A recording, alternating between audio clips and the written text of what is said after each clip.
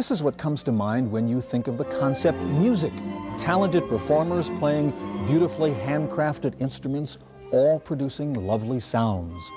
But this little black box can also produce music. It's a MIDI box, a musical instrument digital interface. And today, musicians are using devices like these to get music out of, well, just a plastic box with nothing more than silicon chips inside. Though it's unlikely it will ever sound quite as good as a string quartet. Today, we look at and listen to MIDI music on this edition of the Computer Chronicles.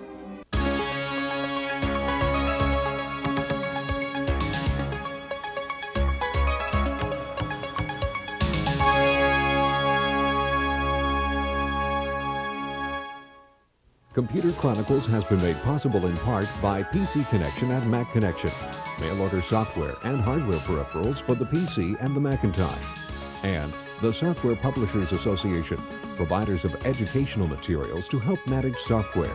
Don't copy that floppy. Welcome to the Computer Chronicles. I'm Stewart Cheifet, and with me this week is Bob O'Donnell, editor of Electronic Musician magazine. Bob, we have the Miracle Piano here from Software Toolworks. A lot of people have heard about this with Nintendo, but you can use it actually in a better way with your personal computer and turn your computer into a piano teacher. Let's show our viewers how this actually works. Here's a song that it wants you to practice, so try to play it and make a couple of mistakes on purpose here. And you see the screen shows you the notes to be played. On the staff, the actual finger you should be using. At the bottom of the screen, you see the actual keyboard as it's depressed on the piano. And you've finished a pretty lousy practice session here, and let's see what the teacher inside the computer says about that. You had some trouble with that performance. You made 24 errors. I guess what's neat is the computer is really listening to your performance. Now, what I want to do is show what would happen here if you kept on really messing up. And it's really great, especially for kids, because it'll turn what looked like a music lesson into a video arcade game. So we'll go to the main menu, go to the arcade, and ask it, say, to play this Ducks game. And it's Ode to Joy. You see, it's the same piece of music now, but in a different way.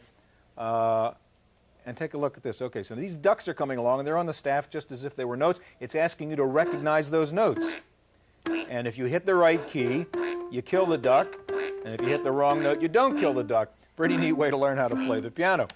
All right, this is kind of fun stuff we're talking about now, but electronic music is really becoming serious. I mean, it's becoming mainstream in the music business, isn't it? Yes, it is. It's very much of a professional tool. It's been around for several years now, and it's established itself as a main production tool. But the beauty of MIDI is it also works for hobbyists and allows people to make music at home very cost efficiently and in a way that they could never dreamed of before. And on the professional end, what's happening now is the one thing that MIDI has been lacking is the ability to incorporate vocals and acoustic guitar parts, things like that. And now people are adding digital recording capability to MIDI sequencing programs, which allows them to integrate everything into a complete system, which they can control and manipulate from their computer. All right, Bob, today we'll look at the newest MIDI music products on all the major platforms, the Amiga, the Macintosh, the PC, and the Atari. Now, the Atari has become known as a music machine because it's the only computer that comes with a MIDI interface built in. We begin today with MIDI music on the Atari ST. This is the National Association of Music Merchants Convention, being held this year in Anaheim. The NAMM, as it's called, is the premier international marketplace for musical products, and it's no surprise that it looks more like a computer show than a music convention. As usual, one of the stars at NAMM is Atari, long the musician's favorite. And at this year's NAMM, Atari's new music division helped launch several new third-party products. C-Lab was showing off its Notator sequencer. Notator lets you work on nearly 1,600 separate tracks, of which 64 can be simultaneous. Each track can contain 16 separate and simultaneous MIDI channels. Mike Pinder is one of the original members of the Moody Blues, and he uses Notator. Right now I'm doing a lot of sequencing involving flying in extra vocals and things like that, and this program works very well for that, for reconstructing music even. Music that was recorded in the past. I'm able to resample it and then recompile it using Notator. Another new MIDI product on display at the Atari booth was the Digital Master Workstation that lets you do 2-track digital record and playback direct to disc. The whole hardware-software combination sells for $4,500. Mick Fleetwood of the group Fleetwood Mac is another Atari computer musician. Fleetwood uses the new HOTS MIDI translator invented by Jimmy Hotz.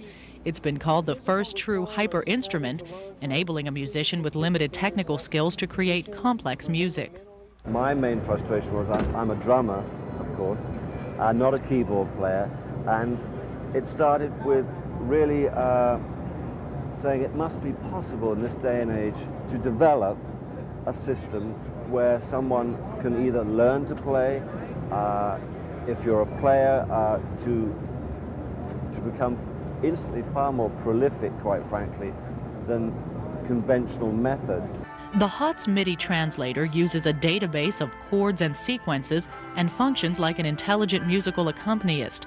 The device sells for under $200. Chester Thompson is a drummer who's played with Phil Collins and Genesis. He uses Cubase, a sequencing program from the Steinberg Jones Company. The newest version of Cubase lets you not only control MIDI inputs, but also gives you remote software control of multi-track tape machines. In all, there were 16 developers showing off new music products for the Atari platform at this year's Music Merchant Show. For the Computer Chronicles, I'm Maria Gabriel.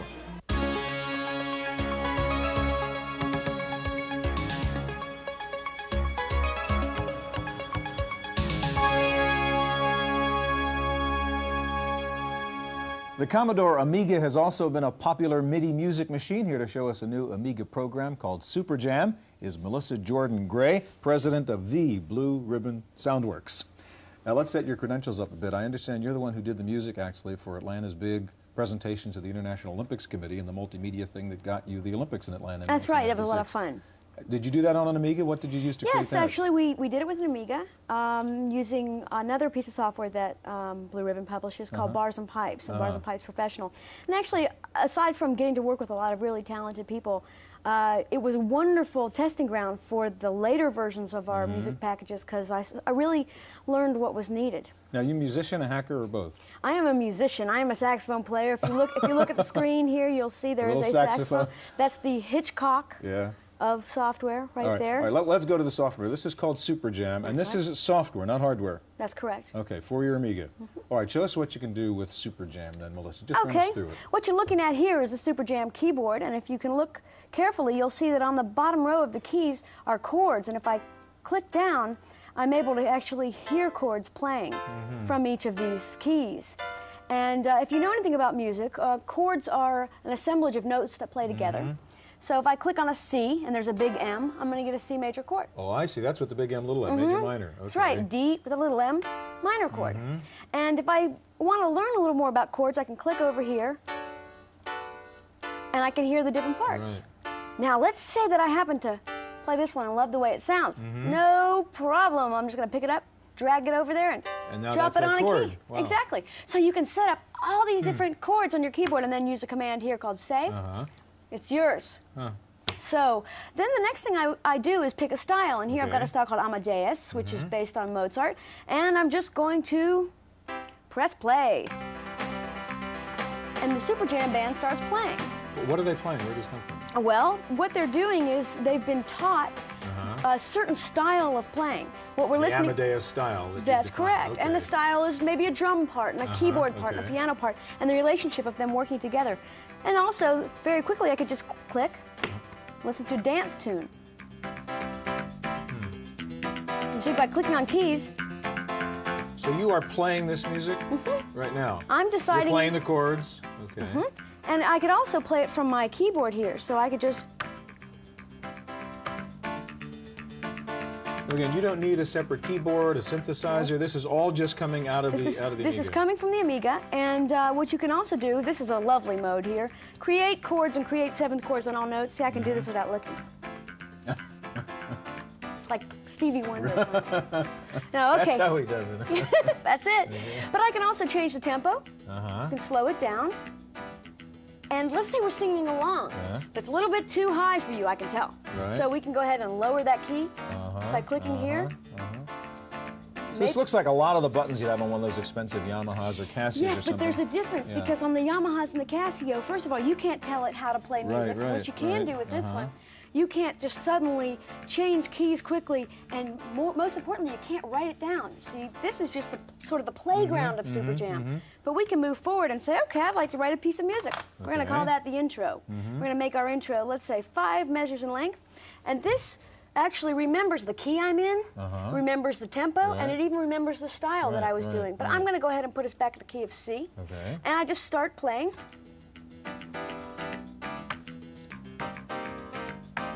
Now, when you say start playing, I mean, where's that melody coming from? Okay, well, what I'm doing is I'm telling the program what chords I want it to play. Okay. I've told it what style, Right. what key, and what tempo. And it takes all that information and it puts it together and it plays music. So you're saying a musical moron could kind of sit down here and close their eyes and do what you did, and something comes out and you can say, I wrote that. If you can't play an instrument, this will fool your mother into thinking you went to piano lessons every day. Promise. And if you can play music, you'll be able to play music even better. There's no question about it. Yeah, now where does it fit? Is this both for the person who doesn't know anything and wants to mess around, and is also for the musician who really wants to use That's this as right. a tool? If you are a good musician, you will be a great musician with Super Jam. If you are a video producer, you'll become a music producer with Super Jam. And like I said, if you couldn't carry a tune with a bucket, you won't need a bucket to carry more than All right, that. Super with Jam is for the Amiga. How much does it cost? It lists for $149 and can be purchased for as low as $79 in the store. Melissa, thank you very much. You're welcome. All right, some of the new computer-based music gadgets are rather incredible, and we're going to visit the Center for Computer Research in Music and Acoustics at Stanford University to see the cutting edge of computer music. Okay, go ahead.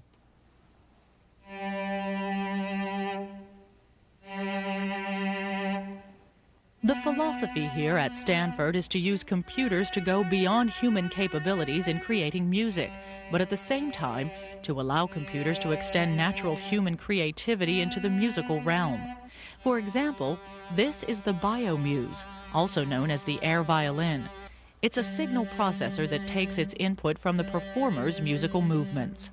The right arm does notes on and off, and also loudness.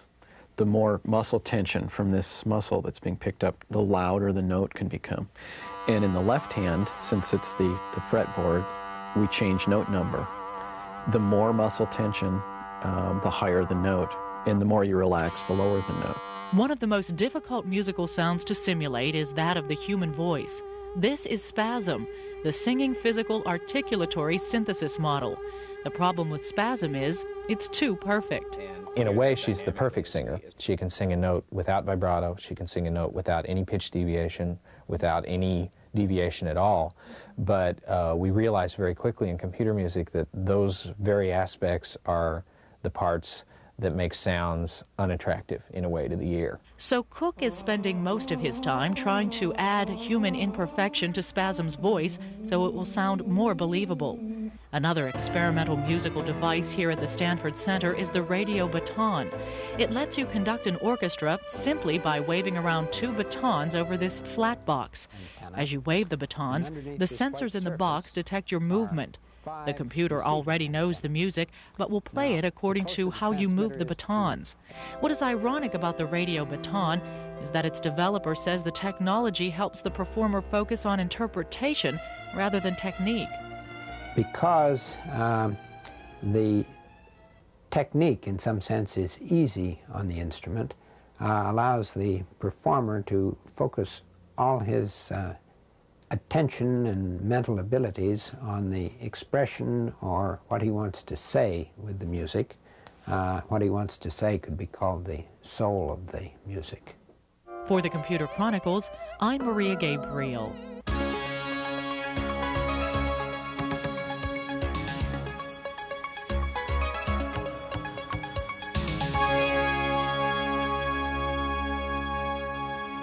Now, you don't need $1 million worth of computers to play around with MIDI music. You can even do it on your plain old PC. Here to show us how is Dennis Lebrecq of Passport Designs, Inc.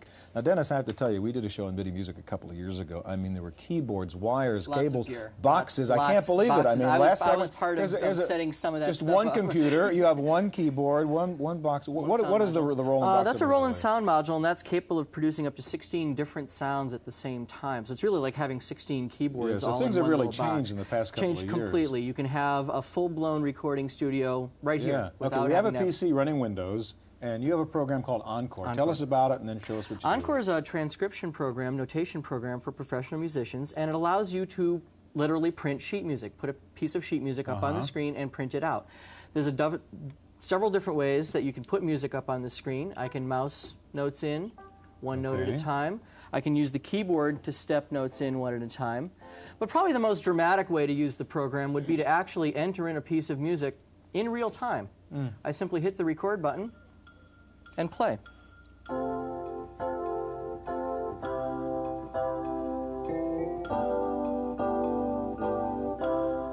And as soon as I hit the space bar, it turns into music. Now, this used to be a pretty difficult thing to do not too transcription long ago, is not an easy thing to do. You can sit down there and well, kind of but I mean, figure out the notes. how accurate is this? The computer is actually more accurate than what you can play.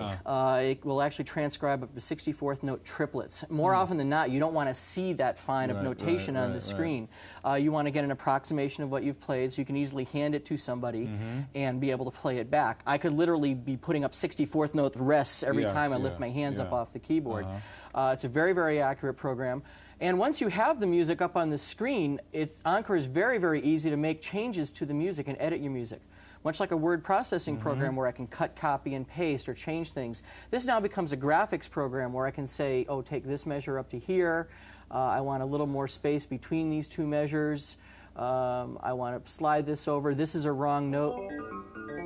Let me just grab the note and change the note. You can hear it as you can hear it as you're playing it. I can grab my eraser and take out individual notes. I can just go to my palette here and grab different notes and enter them in on the screen, or grab slurs, curves. So I can start making this look like a real piece of music. Once everything is up on the screen, I can start moving things around. This is being used by professional musicians, amateur musicians, everybody from small recording studios to Herbie Hancock and Oscar Peterson. Now, besides notation, what else can you do with this? There are other things I think Well, there is actually, this really is a sequencer, and I'm not sure if you've covered sequencing quite yet, but basically this allows me to do full-blown orchestration with this program. And as you can see, I can see all the parts on the screen. I can actually take a look at another window called my staff sheet. And this allows me to change the volume of any of the tracks on the screen. Okay, so there are all the different lines that are going in the music. And here's my string part, and I can bring the strings up. Wow. So I have a mixer as well. I can change the sounds. If I want to make this string sound a horn sound, I can simply click in here and choose a different device. Oops, sorry, I don't have that set up. Okay. And change to a different device, horns, piano part. I can change everything around and then look at it. And then, of course, from here you can actually print it out. So print out on a dot matrix printer, on a laser printer, whatever quality printer you have. It is a Windows program, so it'll support any printer that Windows supports. I can automatically, for instance, take the bass line, extract that part to a new staff, and hand the bass line off to my bass player. So unlike what we saw earlier in the show, this is really not for the novice encore. This is a professional musician program. Now, we do have a program that is available called Music Time, which is a very similar program to Encore. It's derived from Encore. It doesn't have quite as many bells and whistles. I can, basically, you do need to be a musician, or it helps to be a musician. I have had people go from the Miracle Keyboard system after they've learned a little bit right to a notation program. As a matter of fact, this is available. This program works on the Miracle Keyboard. Really? Yeah, well, I wanted to ask you, what's the minimum hardware you need to do something like this? Basically, any computer, we have a PC version and we have a Macintosh version. The PC version needs to run Windows. So anything that will run Windows well But I will mean, run you need the program. Roland box And you like need a that. synthesizer You of do, some sort. right. I can deal with just a But single you could be keyboard. working right off the I can work keyboard. with this. I can work with, again, with the Miracle Keyboard, with a Sound Blaster if you just want to use the mouse. But typically you'll need some kind of keyboard available at most commercial And stores. what does Encore sell for? What's the price? Encore is $5.95 and Music Time is $2.49. Dennis, thank you very much. Thank you. All right, next up, MIDI music on the Macintosh. Stay tuned.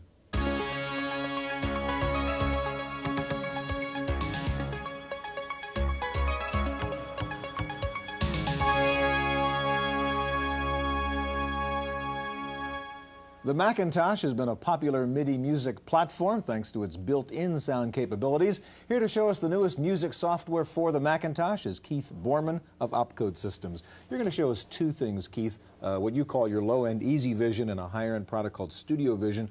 What is the difference between high-end and low-end in computer music? Because the low-end sometimes just really sounds like sort of computer music, and the high-end sounds like real music. The high-end provides you additional ways to view the music and manipulate the music. It gives you graphical ways to manipulate it and also to do something called quantizing a little bit more accurately to give you more of a human feel. Oh, you're going to show us some of this stuff now. Let's start with Easy Vision, which you have up here on the Mac, and just tell me what this does. Well, it's a 16-track sequencer, and a sequencer is it's like a multi-track tape recorder in one sense. In another sense, it's like a word processor in that you can copy and paste information from one place to another and view it randomly. All right, show us how you would use this. Okay, what I'm going to do is I'm going to go into Record, and I'm going to go into Loop Record. It's going to do 4 bars, and I'm going to repeat those 4 bars over and over again and add additional elements of music. And we can hear the count off here. I'm going to go.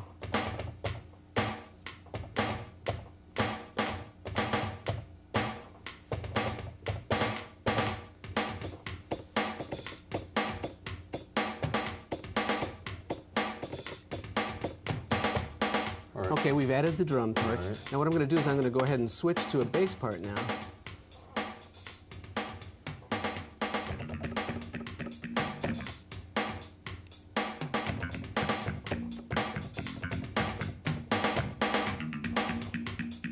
Now we're getting all those playing back. Right. Now, in addition to that, I'm quantizing on the fly, so it's doing rhythmic corrections, almost like a snap to grid. Okay.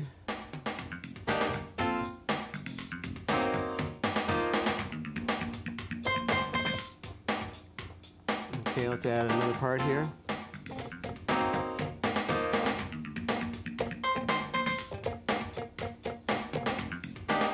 And one more part, let's add a horn part.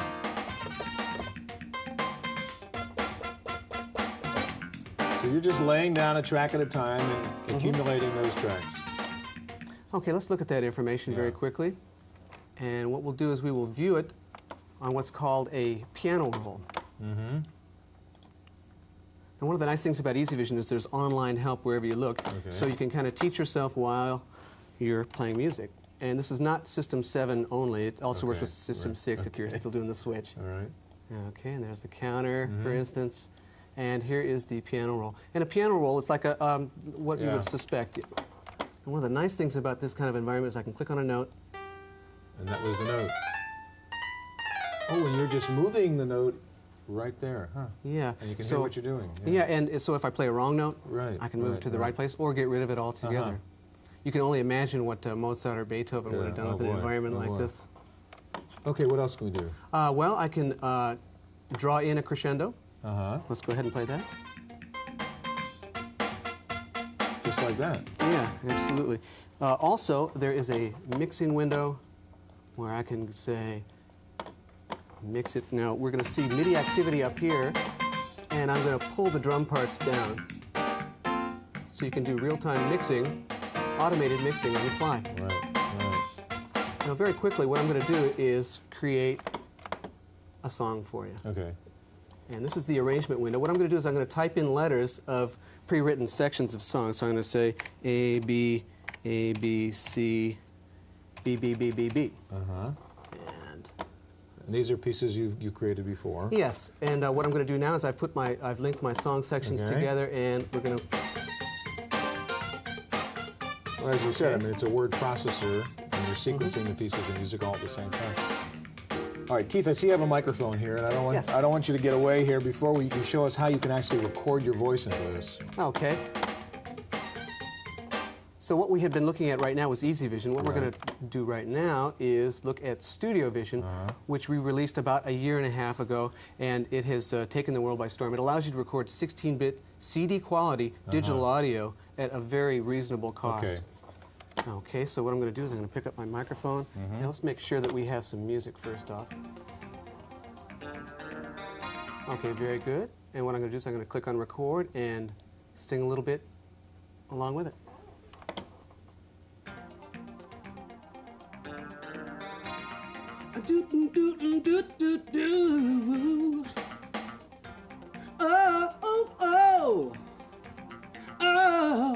na, na, na. Okay, let's listen back to this. Okay, so you just recorded what you were singing into the mic. Yeah, and we can view this. So along with the MIDI capabilities of a professional sequencer, it also gives you the ability to manipulate and there see you are. digital audio. So let's listen to that back. And you can see the bouncing ball, just like the other program. Gives you an idea where the bars and beats are. And there you are.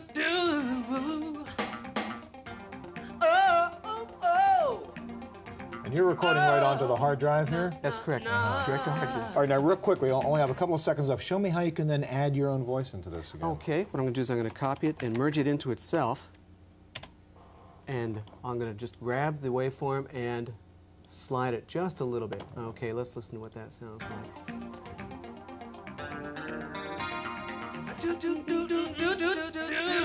Sort of cut and paste and slide, and then you can go back and play with it. That's great.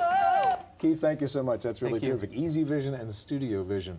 All right, that's our look at MIDI music. Stay tuned now for this week's computer news on Random Access.